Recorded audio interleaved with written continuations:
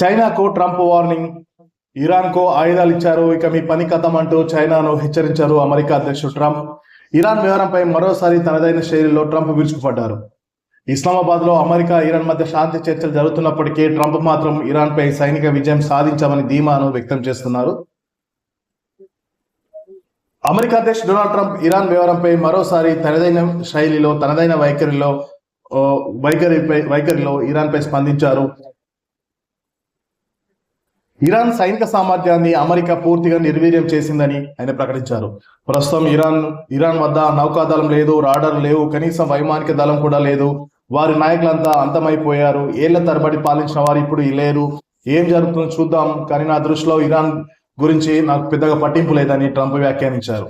ఇక ఇదే యుద్ధం విషయంలో చైనాను తీవ్రంగా హెచ్చరించారు అమెరికా అధ్యక్షుడు డొనాల్డ్ ట్రంప్. ముఖ్యంగా ఇరాన్ కు చైనా ఆయుధాలు సరఫరా చేస్తుందన్న వార్తలపై ట్రంప్ తీవ్రంగా స్పందించారు.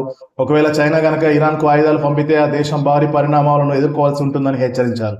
చైనా పనిచేస్తే వారికి పెద్ద సమస్యలు తప్పవు అని స్పష్టం చేశారు. ఇక అమెరికా, ఇజ్రాయెల్, ఇరాన్ యుద్ధం విషయంలో మేమే గెలిచామంటూ కూడా ట్రంప్ కీలక వ్యాఖ్యలు చేశారు. పాకిస్తాన్ రాజధాని ఇస్లామాబాద్ లో ప్రస్తుతం అమెరికా, ఇరాన్ ప్రతినిధుల మధ్య శాంతి చర్చలు జరుగుతున్నాయి. అమెరికా తరఫున ఉపాధ్యక్షుడు జేడీ వాన్స్ నేతృత్వంలోని బృందం ఇరాన్ ప్రతినిధులతో భేటీ అయింది.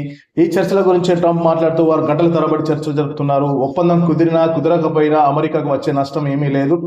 యుద్ధంలో మేమే గెలిచాం, మా చమురు నౌకలు నిండుగా సముద్రంలో ప్రయాణిస్తున్నాయి, మేము విజేతలం అంటూ ఆయన ట్రంప్ పునరుద్ఘాటించారు. ఇరాన్ ఆస్తుల విడుదలపై అడిగిన ప్రశ్నకు స్పందిస్తూ ప్రస్తుతం చర్చలు జరుగుతున్నాయని, ఏం జరుగుతుందో వేచి చూడాలని ఆయన పేర్కొన్నారు. నాటో సాయం లేకుండానే తాము ఇరాన్ ను సైనికంగా ఓడించామని, హార్మో జలసంధిపై ప్రస్తుతం తమ పట్టు ఉందని ట్రంప్ పేర్కొన్నారు.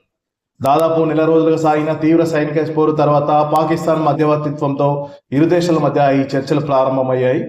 ఇంకా చర్చలపై తుది నిర్ణయం వెలువడాల్సి ఉంది.